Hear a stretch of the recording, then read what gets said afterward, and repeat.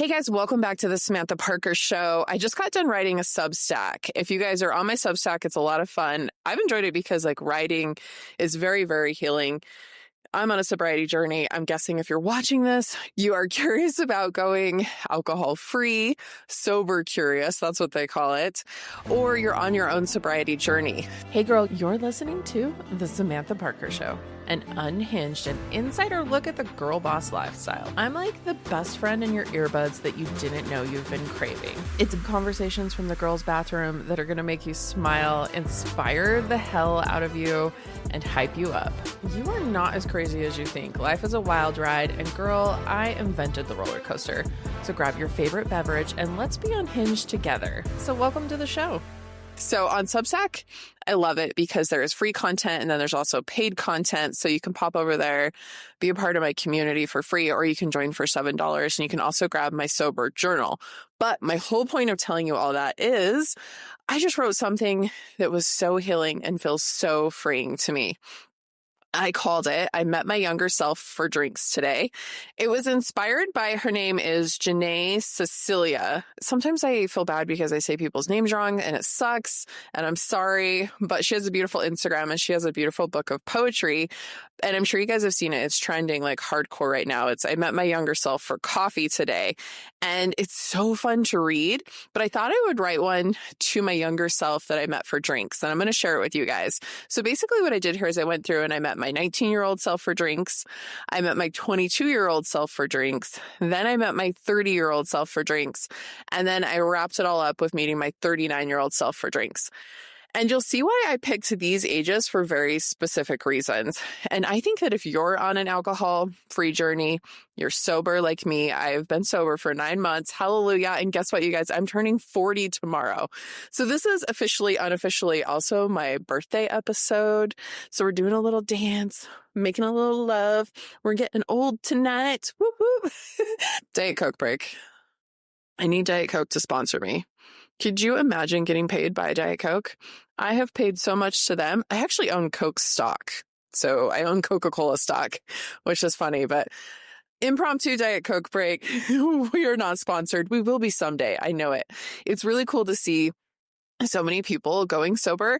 And I just stitched a TikTok of Bethany Frankel. And you guys will remember her. She was from like the Real Housewives of New York. And then she went on, she started the Skinny Margarita line, but she's come out and said that she's sober. So she's even 3 months sober. And I think that's really fucking cool. So I know this train is rolling. There's so many people who are waking up to it.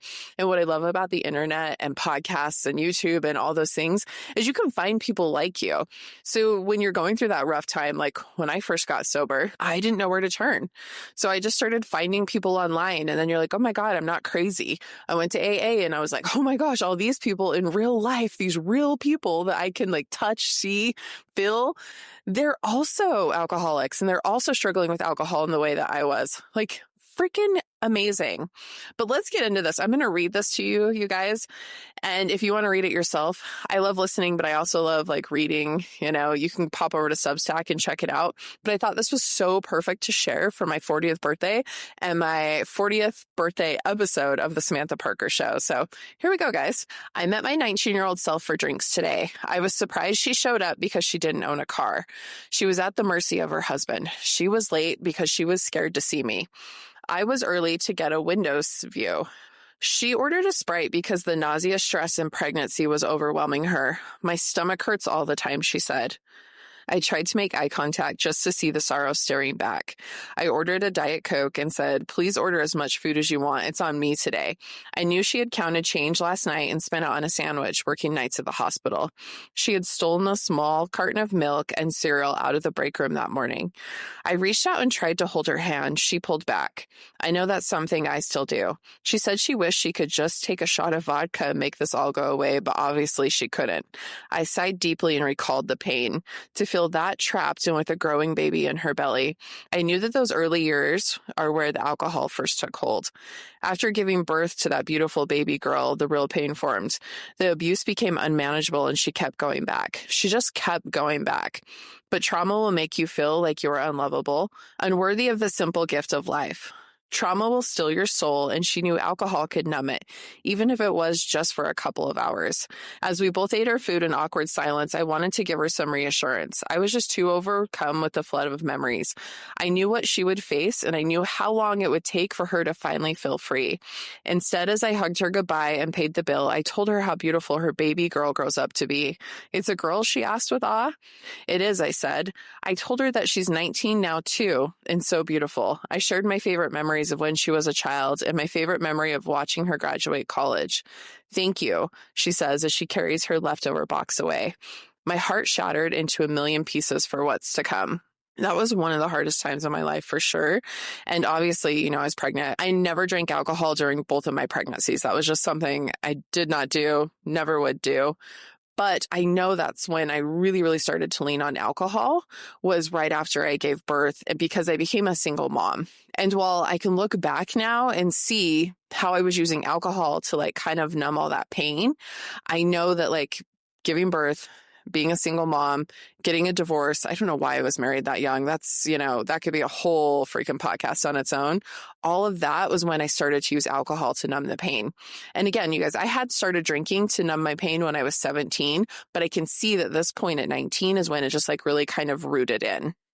I met my 22-year-old self for drinks today. I got there early and had my drink in hand because she wouldn't have trusted me if I told her I didn't drink anymore. Which, you guys, side note, that's one of my favorite sober tips is you don't have to pretend like there's alcohol in there, but always have a drink in your hand. So when I was writing this, I was like, I know that at 22, I would have been like, okay, you can leave. You're not drinking. So I was like, I have to get there early and I'm going to pretend like I have alcohol in this cup because that's the only way she's going to talk to me. She ordered a vodka with cranberry and then asked for an extra shot of vodka to top it off with. I watched her pound it back and then order another one. Her energy was high, but I could see she was faking it. I asked her how life was going and could see the pain in her eyes. She spilled all the tea on how hard it was to raise a baby and how much of a dick the soon-to-be ex was. I chuckled because I still completely agree. I asked her about work and she ordered a third round and started trying to buy us both shots. I said I had to go. I wanted to tell her to put the drinks down, find AA, and never touch alcohol again. But at that point, I knew she was far too gone. That little bit of reprieve was all she cared about after going through so much pain. I couldn't even blame her. And I got thinking about what I would have told my 22-year-old self. And honestly, she wouldn't have listened. I think everything has to play out as it should. I think, God, the universe, all of it has this divine path for us.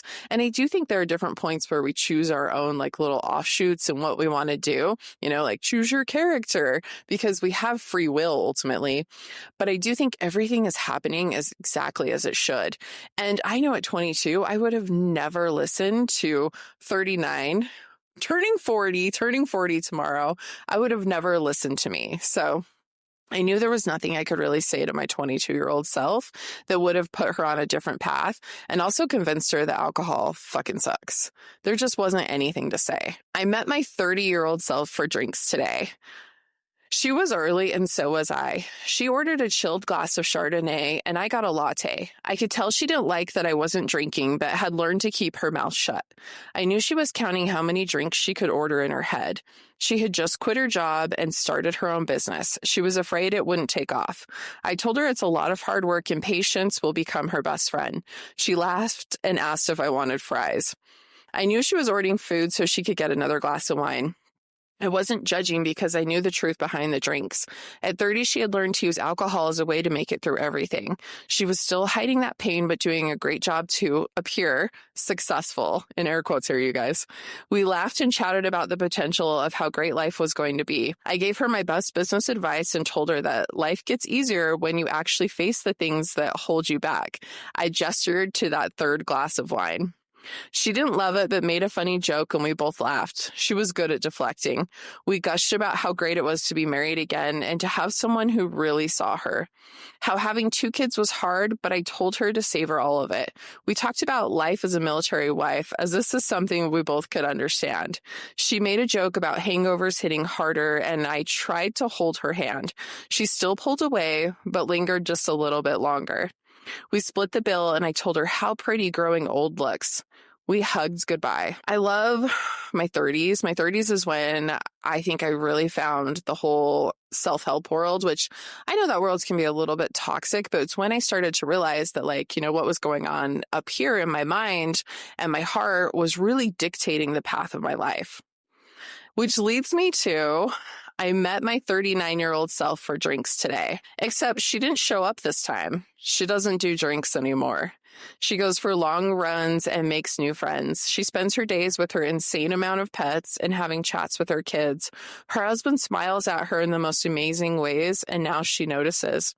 She says yes to early Sunday morning coffee dates. She says yes to a friend needing help. She shows up to AA every Monday night and even chairs the meeting. She's still the same Sam, but at 39, she is so different. She sees life clearly. She's thankful for her past self, and she finally handled those demons in her closet. She gets so overwhelmed with love some days she sits in the quiet of her car and cries. She doesn't have time to meet for drinks because she's too busy experiencing life sober. And she loves holding people's hands. Okay, guys. I couldn't be more grateful to be where I'm at in life. And at 39, I just feel so overwhelmed with life sometimes, and in the best way. You know, last night I had like a not very good moment. I'm also 9 months sober now. And sometimes around like these big dates and these big anniversaries, you will get a little like itchy and a little heated. And I was definitely feeling it last night. I got really overwhelmed. I snapped over a comment that was made. And I'm sharing that with you because I want you to understand that it is a bit of a roller coaster ride. While I am so thrilled and so happy to be here, there are still things that come up. But the cool thing is yes, I did lose my cookies last night. Yes, I did say some things I didn't want to say, but I was very, very quick to apologize. And it was very, very quick to see how I could have reacted differently. And I was very quick to resolve it with the people around me. And that is a fucking beautiful gift. Yesterday, I was feeling overwhelmed with my 9 months of sobriety, turning 40, some new business I have coming in, some things that my kids needed, and I'm getting a little bit of a cold. So I wasn't super thrilled about all of that, and I kind of just like bled all over. But also, how fucking cool is it that I was overwhelmed with 9 months of sobriety, that I was overwhelmed with turning 40, and that I was just overwhelmed with some new business coming into my life? That's an amazing place to be, and I can see it for exactly what it is. So do I for a second regret going sober? Absolutely not. And I am so excited for what my 40s have to bring. So if you take anything from listening to this, you guys, let your past be your past, learn from it, honor it, and like get so thrilled at what a beautiful life you have unfolding in front of you. And let's try doing it sober for the next bit of life.